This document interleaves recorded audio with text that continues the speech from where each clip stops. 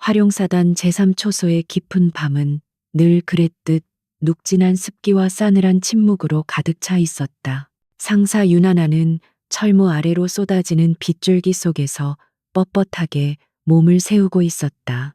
그녀의 눈빛은 레이더처럼 예리했고 초소를 둘러싼 어둠 속에서도 작은 움직임 하나 놓치지 않았다. 이곳은 단순한 경계구역이 아니었고 활용사단의 심장부로 들어서는 가장 중요한 목구멍이었다. 그녀는 이 보직을 맡은 지 2년 동안 단 한 번도 자세를 흐트러뜨린 적이 없었다. 그녀는 사단 내에서 얼음 장벽 또는 무감정의 기계로 불렸지만 사실 그녀는 극한의 평정심과 놀라운 통찰력을 가진 전략적 사고의 소유자였다. 오늘 밤은 여느 때보다 긴장감이 고조되고 있었다. 새벽 1시를 조금 넘긴 시각 경계선 너머로 검은 세단 한 대가 불빛도 없이 천천히 다가왔다. 하나는 즉시 오른손을 들어 차량을 멈추게 했고 그녀의 목소리는 빗소리에도 묻히지 않을 만큼 또렷하고 단호했다. 정지. 신원 확인 및 출입 목적을 말씀해 주십시오. 어둠 속에 차창이 스르륵 내려가자 짙은 화장과 값비싼 외투를 걸친 한 중년 여성이 불만 가득한 표정으로 그녀를 쏘아보았다. 그녀의 얼굴에서는 알코올 냄새가 섞인 짙은 향수 냄새가 흘러나왔다. 운전대를 잡은 사단 소속 운전병은 불안한 기색을 감추지 못하고 뒷좌석을 향해 힐끗거렸다. 여성은 입을 열기 전 이미 짜증으로 가득 찬 한숨을 내쉬었다. 내가 누군지 몰라. 나는 이 사단장 부인 강민서요. 지금 내가 이 늦은 시간에 집에 들어가겠다는데 감히 너 따위가 막아서. 그녀의 목소리에는 권위에 익숙한 사람 특유의 오만함과 경멸이 묻어 있었다. 하나는 눈 하나 깜빡하지 않고 규정을 반복했다. 죄송합니다. 사모님이라 할지라도 야간 출입은 사전 등록된 인가증 없이는 불가합니다. 신분증과 인가증을 제시해 주십시오. 이성적인 대화는 애초에 불가능했다. 강민서는 머리끝부터 발끝까지 하나를 훑어보더니 경멸하는 듯한 웃음을 흘렸다. 미친 거 아냐. 나를 서류 쪼가리랑 똑같이 취급해. 네가 군 생활을 얼마나 했는지 모르겠지만 내 남편이 누군지 알면 그렇게 못해. 어차피 내일이면 네가 어디로 쫓겨날지 궁금하지도 않아. 강민서는 이미 여러 차례 사단 내에서 자신의 권력을 과시해 왔으며 초병에게 이런 식으로 압력을 가하는 일은 처음이 아니었다. 그러나 이번 상대는 규정과 원칙의 충실함을 넘어선 하나의 벽과도 같았다. 하나는 여전히 흔들림 없는 태도로 대답했다. 부인. 저는 제 임무를 수행하고 있을 뿐입니다. 규정을 따르지 않으시면 상부에 보고하고 해당 차량은 통제 구역 밖으로 이동 조치하겠습니다. 이 말에 강민서는 완전히 이성을 잃었다. 그녀는 억센 팔뚝으로 차 문을 벌컥 열고 비틀거리며 차 밖으로 나왔다. 빗방울이 그녀의 값비싼 옷에 튀었지만 그녀는 개의치 않았다. 그녀의 눈빛은 분노와 모멸감으로 이글거리고 있었다. 그녀는 얼굴을 가까이 들이밀며 하나를 노려보았다. 강민서의 입술에서 비수가 되어 날아온 말이 빗소리를 뚫고 하나에게 밝혔다. 너 이 계집애 너는 애비도 없니? 이 시간에 남의 가장이 잠자고 있을 때 이딴 짓이나 하고 있는 걸 보면 내 부모가 널 어떻게 가르쳤는지 알만해. 애비도 없니라는 단어는 하나의 심장을 차갑게 꿰뚫었다. 단순한 모욕을 넘어선 인격 말살의 행위였다. 하나는 이 말을 듣는 순간 몸속 깊은 곳에서부터 차가운 분노가 솟구쳐 올랐지만 그녀는 놀랍게도 그 감정을 즉각적으로 억눌렀다. 군인의 본분은 이성적인 통제였기 때문이다. 하지만 강민서는 멈추지 않았다. 그녀는 왼손으로 비에 젖은 하나 상사의 뺨을 사정없이 후려쳤다. 짝 소리는 비와 바람 소리를 잠재울 만큼 날카로웠고 주변의 공기를 얼어붙게 만들었다. 뺨을 맞은 하나는 고개를 돌리지 않고 맞은 쪽 뺨을 타고 흘러내리는 빗물과 함께 강민서를 똑바로 응시했다. 그 눈빛은 감정의 폭발이 아닌 차가운 계산과 결심으로 가득 찬 강철의 눈빛이었다. 운전병은 두려움에 질려 차 안에서 신음소리만 내뱉고 있었다. 강민서는 자신의 행동에 놀랐지만 이내 그 행위를 합리화하며 승리감에 취했다. 내까짓게 감히 나한테 대들어. 넌 이제 끝이야. 내일 당장 내 놈 군복 벗기는 건 일도 아니야. 그녀는 자신의 뺨을 문지르지도 맞은 뺨에 손을 대지도 않는 하나의 초연함에 순간적으로 움찔했지만 오만함이 곧 그 두려움을 덮어버렸다. 그녀는 다시 차에 올라타 운전병에게 소리쳤다. 뭐해, 당장 문 열라고 해. 운전병은 뒷좌석의 눈치를 보며 거의 울먹이는 목소리로 하나에게 호소했다. 상황은 이미 개인적인 모욕의 단계를 넘어 군 내부의 심각한 규정 위반이자 폭행 사건으로 전환된 상태였다. 하나는 숨을 깊게 들이마시며 고통과 분노를 내면 깊숙이 가두었다. 그녀는 이 순간부터 강민서의 단순한 희생자가 아니었다. 그녀는 자신에게 가해진 폭력과 모멸감을 규칙 위반 행위를 바로잡는 정당한 동력으로 전환시키는 전략가였다. 그녀의 머릿속에서는 이미 수많은 시뮬레이션이 빠른 속도로 돌아가고 있었다. 이 사태를 어떻게 처리해야 가장 빠르고 효과적으로 정의를 구현할 수 있을까? 하나는 잠시 침묵을 지키다가 무전기를 들었다. 그녀는 상부의 상황을 보고하는 대신 제3초소의 규정대로 비상 녹화 시스템을 작동시켰다. 녹화 개시, 시간, 장소, 행위, 가해자, 신원 피해, 상황 모두 기록 확인. 그녀의 침착한 명령에 운전병과 강민서 모두 당황했다. 강민서는 소리쳤다. 네가 감히 뭘 녹화해, 당장 꺼. 그러나 하나는 그녀의 절규를 무시하고 차가운 목소리로 상황을 마무리 지었다. 그녀는 규정상 더 이상 강민서를 막을 수 없었기에 차단기를 올리도록 지시했다. 규정을 어긴 자가 아니라 규정을 따른 자가 심판을 내릴 차례였다. 강민서가 탄 세단이 초소를 통과하여 사단 내부로 사라진 후에도 하나는 오랫동안 그 자리에 서 있었다. 빗물은 그녀의 뺨을 타고 흘러내렸지만 그녀의 눈은 건조했다. 그녀는 주먹을 쥐고 풀기를 반복하며 내면의 폭풍을 다스렸다. 애비도 없니라는 말은 그녀의 가장 깊은 상처를 건드렸고 그녀의 행동을 유발하는 강력한 방아쇠가 되었다. 그녀는 이 모욕을 개인적인 복수가 아닌 시스템 내부의 부패와 오만을 도려내는 수술로 만들기로 결심했다. 이튿날 사단장 김태호가 군복을 벗게 될 것이라는 것은 이미 그녀의 머릿속에서 확정된 미래였다. 그녀는 초소의 비상 기록 장치를 다시 확인하며 그 밤에 결정적인 증거를 확보했다. 모든 것은 이제 그녀의 손에 달려 있었다. 차가운 새벽 공기가 초소 주변을 감쌌다. 윤하나 상사는 젖은 군복을 갈아입는 대신 곧바로 통신실로 향했다. 뺨의 얼얼한 통증은 이미 그녀의 인식 영역 밖으로 밀려난 지 오래였다. 그녀의 머릿속은 오직 운영계획 델타라는 비공식 프로젝트를 활성화하는 데 집중되어 있었다. 운영계획 델타는 사단 내에서 불이나 권력 남용 사태가 발생했을 때 공식적인 보고 체계를 우회하여 최고 감사기관에 직접 증거를 제출할 수 있도록 하나가 비밀리에 구축해 놓은 전략적 비상 시스템이었다. 이 시스템은 그녀가 2년 전 이 사단에 배치받았을 때부터 치밀하게 준비해 온 것이었다. 그녀는 통신실 컴퓨터에 암호화된 내부망에 접속했다. 키보드 타이핑 소리 외에는 아무 소리도 들리지 않았고 그녀의 손가락 움직임은 군인이 아니라 전문 해커의 움직임처럼 빠르고 정확했다. 가장 먼저 확보해야 할 것은 제3초소의 야간 감시 기록 전체였다.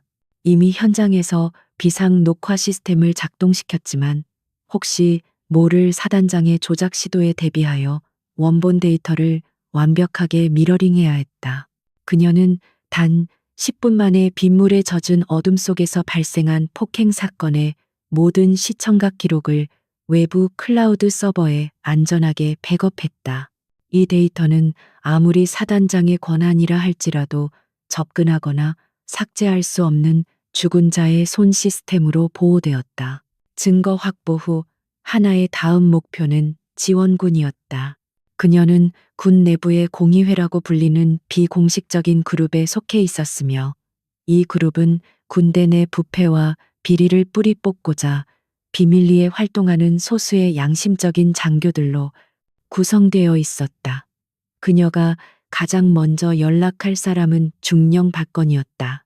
박건 중령은 현재 사단 작전 참모였으나 김태호 사단장의 비위를 거스른다는 이유로 수년간 진급에서 누락되고 한직으로 밀려나 있었다. 그는 뛰어난 전략가였지만 권력에 대한 욕심보다는 정의와 원칙을 중시하는 몇 안 되는 인물이었다. 암호화된 메신저를 통해 하나가 보낸 메시지는 짧았지만 강력했다. 델타 가동, 제3초소 발생, 타격 목표 사단장 부부, 즉시 사단 내부 감사 시스템 접근 희망. 메시지를 받은 발건 중령은 당황했지만 하나의 스타일을 알기에 이것이 단순한 감정적 대응이 아님을 즉각적으로 파악했다. 박중령은 새벽 4시에 자신의 사무실로 출근하여 그녀의 요청에 응했다. 그는 이 기회가 김태호 사단장의 부패한 권력망을 끊어낼 마지막 기회일 수도 있다고 판단했다. 발건은 조심스럽게 사단장의 업무 파일과 재정 기록에 접근하기 시작했다. 김태호 사단장의 비리는 강민서의 오만함 뒤에 숨겨져 있었다. 강민서의 횡포는 빙산의 일각이었고 그 빙산의 몸체는 사단 내의 군수품, 납품, 비리 특정 건설업체를 통한 불법 리베이트 그리고 사단 예산을 사적인 용도로 전용하는 행위들로 이루어져 있었다. 발건 중령은 하나가 제공한 특별 접근 코드를 사용하여 김태호 사단장의 서류 파일과 연결된 서버에 침투했다. 이 코드는 하나가 이전 근무지에서 얻은 정보 분석 기술을 활용하여 만든 일종의 디지털 만능키였다. 그녀는 항상 최악의 상황을 대비했고 그 대비책이 지금 빛을 발하고 있었다. 발건 중령은 사단장의 비공식 비밀 장부를 발견했다. 그것은 엑셀 파일이 아닌 겉으로는 단순한 부대 운영 보고서처럼 보였으나 특정 패턴으로 암호를 해독하면 수십억 원에 달하는 불법 자금 흐름과 관련 인물들의 이름이 기록된 문서였다. 그는 경악을 금치 못했다. 이 정도 규모의 부패는 단순한 징계로 끝날 문제가 아니었으며 군 내부의 암적인 존재로 간주될 만했다. 박중령은 즉시 이 모든 데이터를 복사하여 하나가 지정한 보안 서버로 전송하기 시작했다. 그 시각 하나는 여전히 초소 근무를 마치지 않은 채 부대 내의 정보원들과 접촉하고 있었다. 그녀의 주요 정보원 중 하나는 사단장 부부의 사생활을 담당하는 운전병 최일병이었다. 최일병은 전날 밤 강민서의 폭행을 가장 가까이에서 목격한 사람이자 사단장 부부의 비정상적인 생활 패턴을 가장 잘 알고 있는 내부 고발자였다. 하나는 최일병에게 무언가를 요구하지 않았다.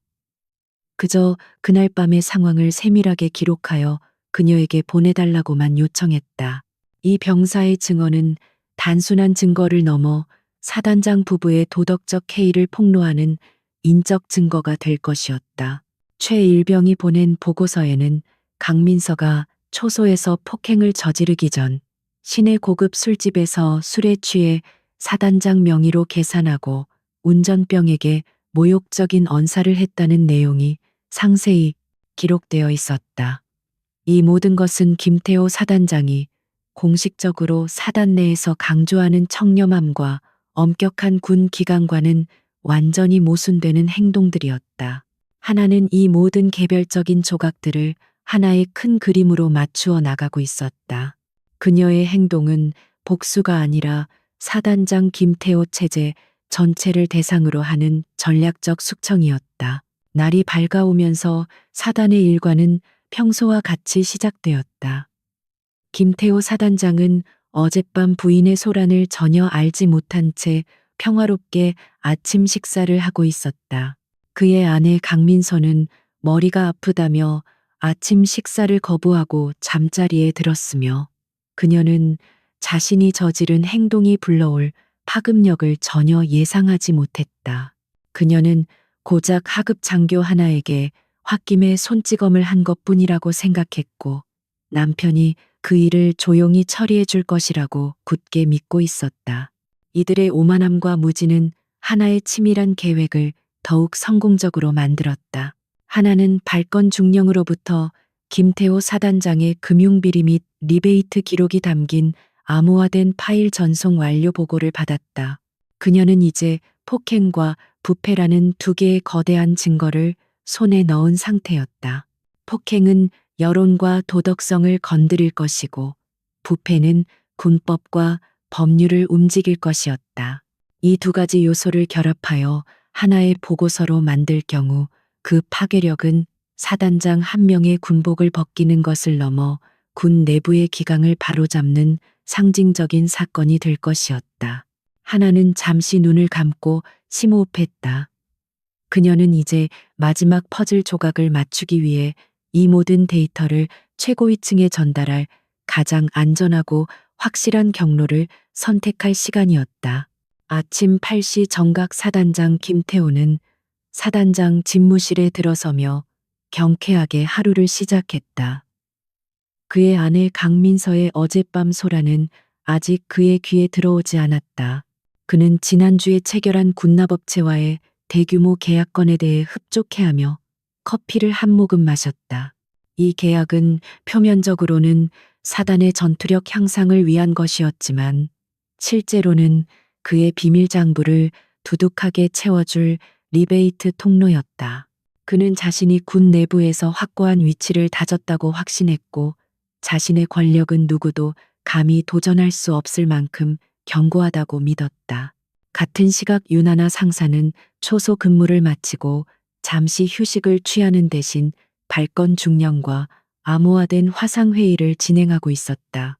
그녀의 얼굴은 피곤했지만 눈빛은 어떤 첨단 장비보다 날카로웠다. 중령님, 금융 증거 파일 분석을 완료했습니다. 핵심은 활용 발전 기금의 용도 변경 내역입니다. 이는 사단장 개인의 자산 증식을 위한 비자금 통로 역할을 했습니다. 하나는 망설임 없이 김태호 사단장의 부패 구조를 해부했다.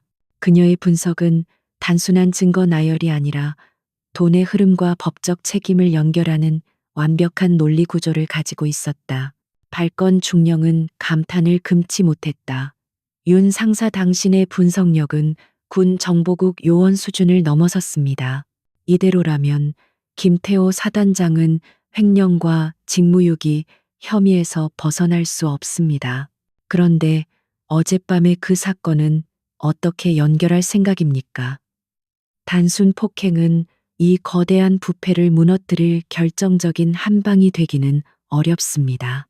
박중령은 여전히 폭행 사건을 부차적인 문제로 여기고 있었다. 하나는 단호하게 고개를 저었다. 아닙니다. 중령님.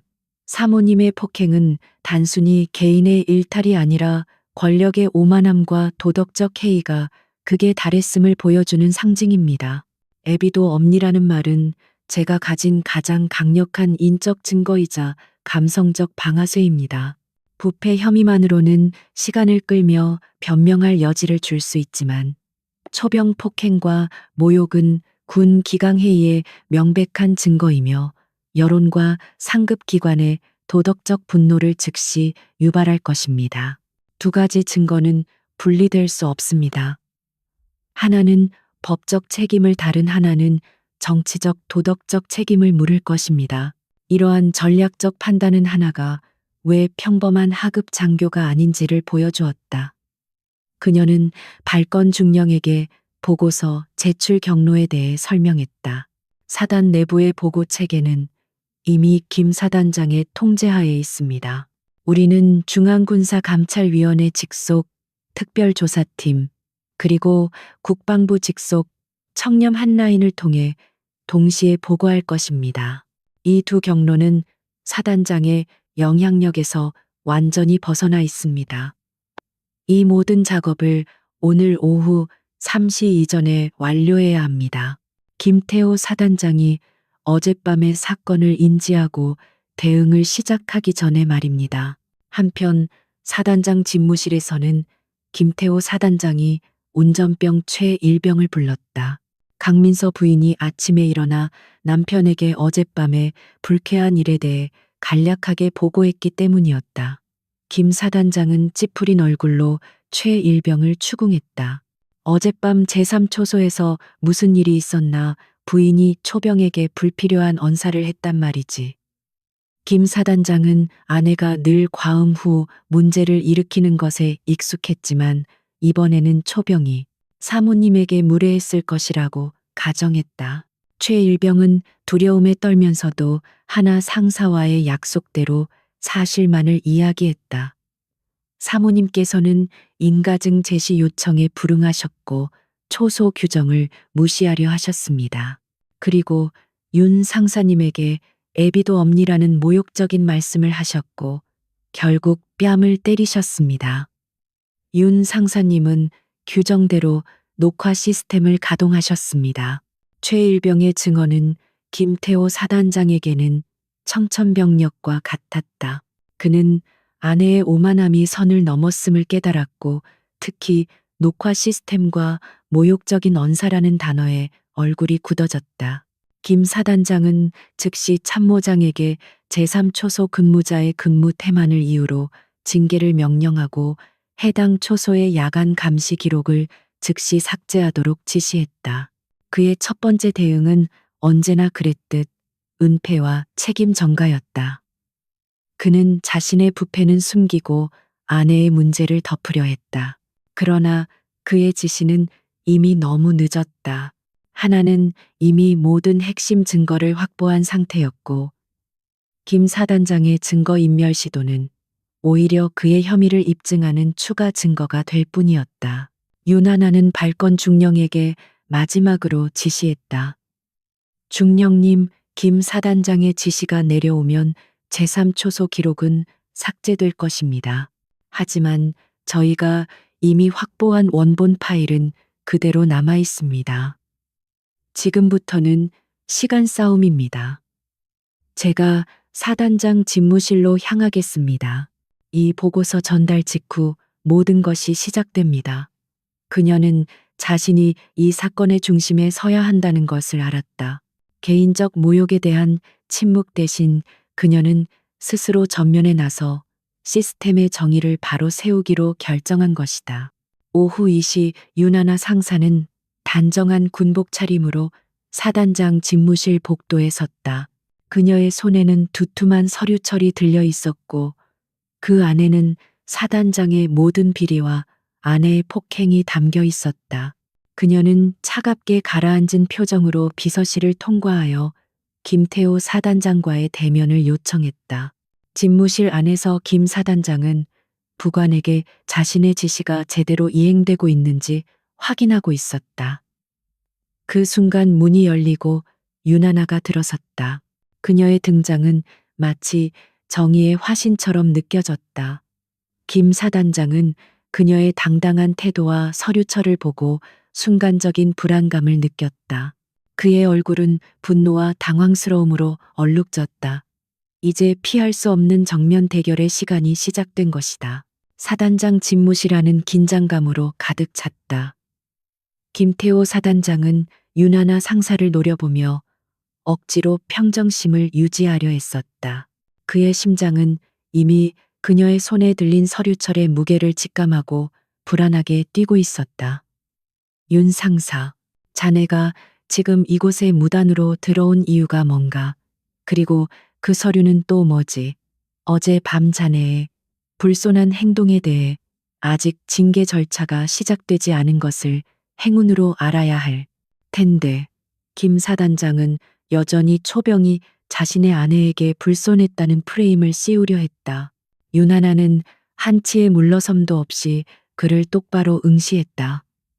그녀의 눈빛은 비난이 아닌 객관적인 사실을 제시하는 차가운 검사의 그것이었다. 사단장님, 저는 불손하지 않았습니다. 저는 제 임무를 규정대로 수행했습니다. 이 서류는 어젯밤 제3초소에서 발생한 폭행 및 모욕 사건과 그 사건을 은폐하려 한 사단 내 규정 위반 및 권력 남용에 대한 공식 보고서입니다. 그녀는 서류철을 김 사단장의 책상 위에 조용히 내려놓았다. 그 서류철은 마치 폭탄처럼 느껴졌다. 김태호 사단장은 코웃음을 쳤다. 겨우 아내의 실수 때문에 폭행 모욕 하급 장교가 사단장 부인의 입장에 대해 이해하지 못하고 과장하는군. 나는 그 문제를 조용히 해결하고 싶었지만 자네가 먼저 선을 넘었어. 이 보고서의 사본은 자네가 먼저 작성했겠지. 참모장을 불러 자네를 즉각적으로 불명예 전역 처리하도록 해야겠군. 그는 자리에서 일어나 위압감을 조성하며 윤하나를 압박했다. 이것이 그가 수년간 권력을 유지해온 방식이었다. 하지만 윤하나에게는 통하지 않았다. 그녀는 평소보다 더욱 낮은 목소리로 말했다. 사단장님, 제가 이 보고서를 작성하기 전에 이미 이 서류철의 사본은 중앙군사감찰위원회 특별조사팀과 국방부 직속 청렴 한라인에 접수되었습니다. 증거는 단순한 폭행 기록이 아닙니다. 그녀는 순간적으로 멈춘 다음 가장 치명적인 칼날을 꺼내 들었다.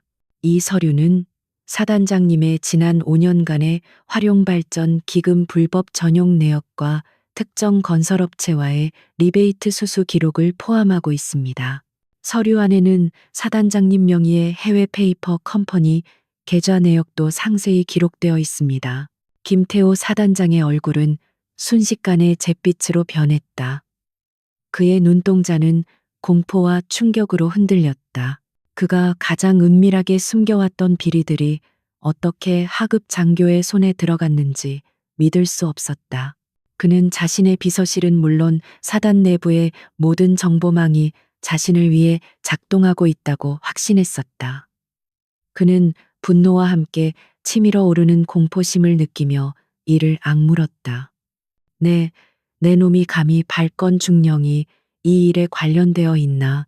누가 너에게 그런 정보를 주었지? 그는 이 모든 배후에 자신이 미워하는 누군가가 있다고 확신했다. 하나는 대답하지 않았다. 그녀의 침묵은 모든 것을 긍정하는 동시에 이 모든 것이 그녀 자신의 능력임을 암시했다. 김 사단장은 다급하게 비서에게 전화를 걸어 외부 통신을 차단하고 발권 중령을 즉시 체포하라고 명령했다. 이것이 그의 패착이었다. 그가 증거를 인멸하고 관련자를 제거하려는 이 모든 시도는 이미 중앙감사위원회의 감시망에 실시간으로 포착되고 있었다. 그는 자신의 권력을 이용해 공의를 무너뜨리려 했지만 이제 그 권력이 자신을 옥죄는 족쇄가 되었다. 김 사단장은 다시 하나를 향해 몸을 돌렸다. 그의 눈빛에는 모욕감과 함께 살기가 서려 있었다. 내가 이 사단에 들어온 이유가 이것 때문이었군. 내 배경이 뭐지? 내 뒤에 누가 있는지 말해. 내가 원하는 게 뭐야? 진급돈 내가 원하는 대로 해줄 테니 이 파일을 모두 회수해. 지금 당장 그는 거래를 제안했지만 그의 제안은 윤하나의 눈에는 더 큰 부패와 타협의 상징으로 보일 뿐이었다. 윤하나는 단호하게 거절했다. 제가 원하는 것은 공의입니다. 사단장님, 저는 진급이나 돈에 관심 없습니다. 어젯밤 사모님께서 저에게 물으셨습니다. 애비도 없니? 저는 사모님에게 답하지 않았습니다. 그리고 오늘 저는 사단장님께 답해 드릴 것입니다. 공직자가 사적인 이익을 위해 공공의 신뢰를 무너뜨릴 때 그 사람은 모든 것을 잃게 될 것이라는 답을. 그녀의 목소리는 작았지만 그 울림은 집무실 전체를 진동시키는 듯했다. 이때 집무실 문이 벌컥 열리고 참모장과 함께 낯선 군복 차림의 두 사람이 들어섰다. 그들은 중앙군사감찰위원회 소속의 특수요원들이었다. 그들의 등장과 함께 김태호 사단장은 자신의 운명이 결정되었음을 깨달았다. 참모장은 당황했지만 특수요원들은 김 사단장을 향해 아무런 예고 없이 즉시 체포영장을 제시했다. 김태호 사단장님 귀하는 현재 횡령 및 직권남용, 그리고 증거인멸 교사 혐의로 긴급 체포됩니다. 모든 군복 및 소지품을 내려놓으십시오. 김 사단장은 분노와 절망감에 휩싸여 소리를 질렀다. 말도 안 돼. 누가 감히 나를 나는 사단장이다. 그러나 그의 절규는 힘없는 메아리가 될 뿐이었다. 그는 마침내 자신이 평소 무시했던 하급 장교 한 명의 전략적 사고와 용기에 의해 무너지고 있다는 것을 깨달았다. 그의 눈은 윤하나를 향했고 그녀는 여전히 그 자리에 서 있었다. 윤하나의 표정에는 승리감 대신 오랫동안 짓눌려 있던 정의가 마침내 실현되었다는 차가운 만족감만이 감돌고 있었다. 불과 며칠 전 그는 그녀를 이름도 모르는 하찮은 존재로 여겼지만 이제 그녀는 그의 몰락을 주도한 심판자가 되었다. 김태호 사단장이 체포되던 순간 사단 내부에 파동이 일었다. 사단장 부인이 초병에게 행한 단순한 폭행 사건이 사단장 전체에 부패 스캔들로 번졌다는 소문은 걷잡을 수 없이 퍼져나갔다. 사단장 집무실에서 김태호가 끌려나가는 모습을 직접 목격한 이들은 충격과 공포에 휩싸였고 그의 부패에 연루된 참모들은 자신의 운명을 걱정하며 혼란에 빠졌다.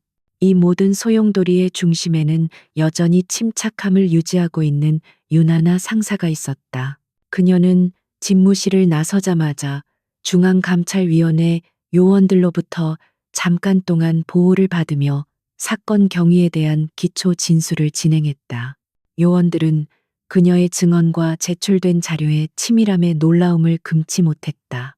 이 모든 작전이 일개 하급 장교의 주도로 그것도 불과 하루 만에 실행되었다는 사실은 군 내부의 정의를 갈망하는 이들에게는 희망을 부패, 세력에게는 공포를 안겨주었다. 그러나 그녀의 배경에 대한 의문은 더욱 커져갔다. 애비도 없니? 라는 강민서의 모욕적인 질문은 이제 사단 내 모든 사람들의 머릿속에서 되풀이되는 질문이 되었다. 오후 늦은 시간 윤하나는 발권 중령과 사단 외곽의 안전 가옥에서 만났다. 박 중령은 흥분을 감추지 못했다.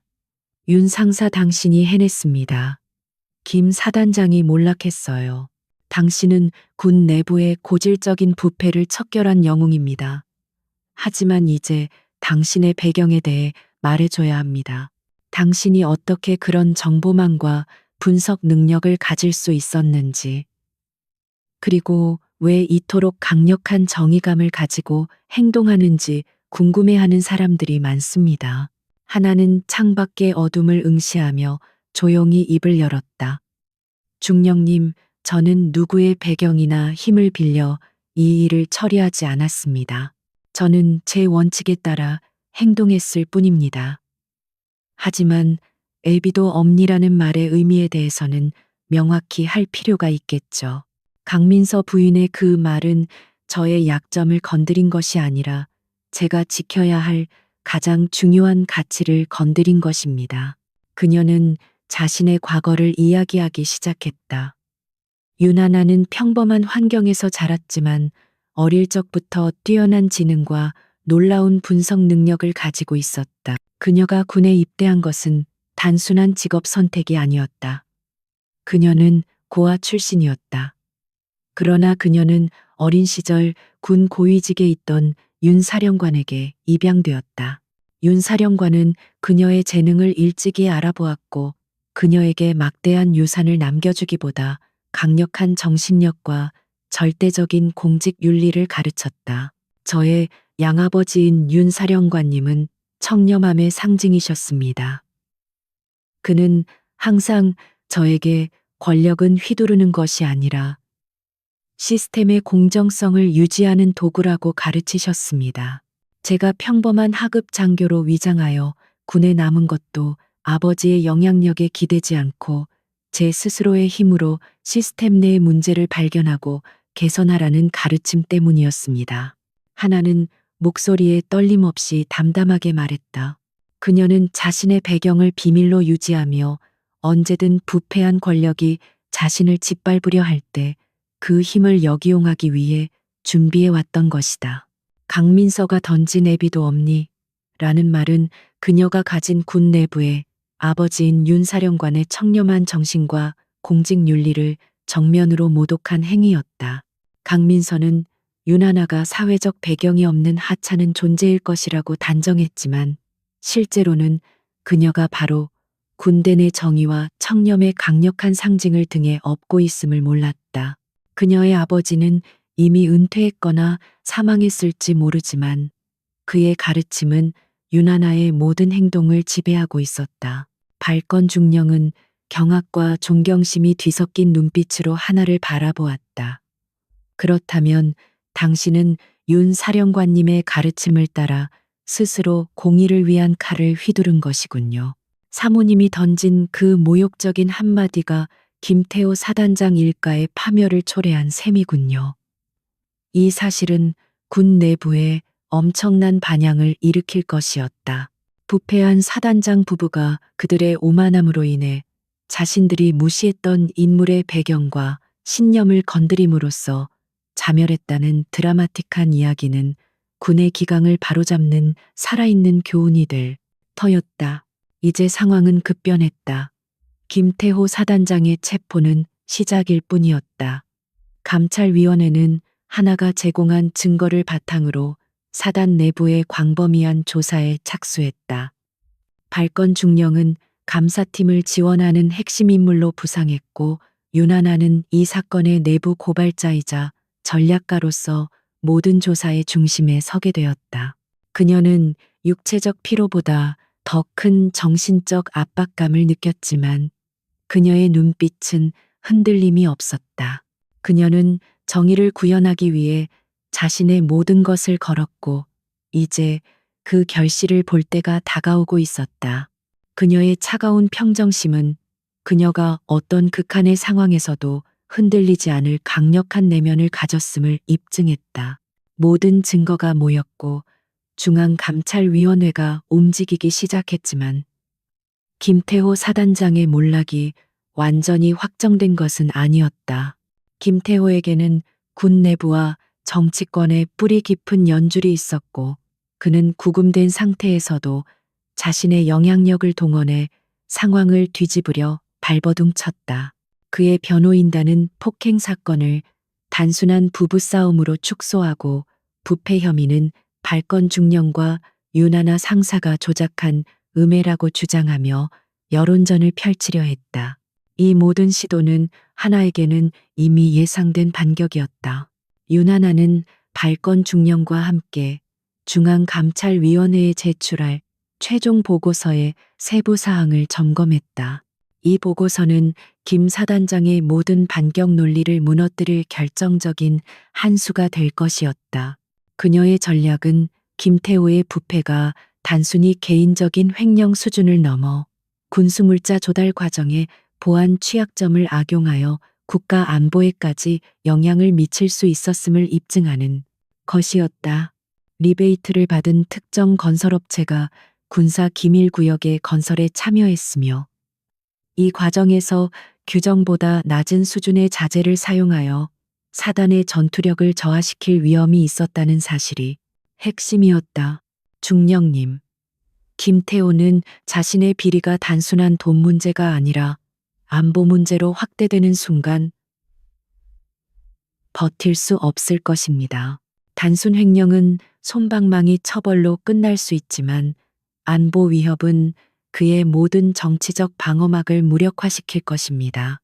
우리는 오늘 저녁까지 이 최종 보고서를 국방부 장관 직속의 특별군사사법위원회에 직접 전달해야 합니다. 가장 빠르고 안전한 방법은 위원회 소속이 아닌 독립적인 고위 인사를 통하는 것입니다. 하나는 냉철하게 다음 단계를 지시했다. 그녀가 선택한 독립적인 고위 인사는 바로 그녀의 양아버지인 윤 사령관의 옛 동료이자 현재 군부 내에서 존경받는 원로 장성 최 사령이었다. 최 사령은 비록 은퇴했지만 그의 청렴한 명성과 영향력은 여전히 강력했다. 하나는 자신의 배경을 이용하지 않으려 했으나 이 순간만큼은 공의를 위한 마지막 수단으로 아버지가 남긴 신뢰를 사용하기로 결심했다. 그녀는 발건 중령에게 암호화된 메시지를 전달하고 최 사령과의 은밀한 만남을 주선했다. 최 사령과의 만남은 사단 기지로부터 수백 킬로미터 떨어진 한적한 외곽 도시의 오래된 도서관에서 이루어졌다. 하나는 군복 대신 사복 차림으로 약속 장소에 도착했다. 최 사령은 유나나의 눈빛에서 그녀의 양아버지와 같은 강철 같은 의지를 보았다. 하나는 군더더기 없이 사건의 전말과 김태호의 부패 증거, 그리고 자신의 행동 동기를 설명했다. 특히 강민서가 던진 애비도 없니? 라는 모욕적인 발언은 최 사령의 깊은 분노를 자아냈다. 그것은 윤 사령관이 평생 지켜온 군인 정신에 대한 모독이었기 때문이다. 윤 상사, 자네의 용기와 치밀함에 깊은 존경을 표한다. 자네는 스스로의 힘으로 부패한 거학을 무너뜨리려 했군.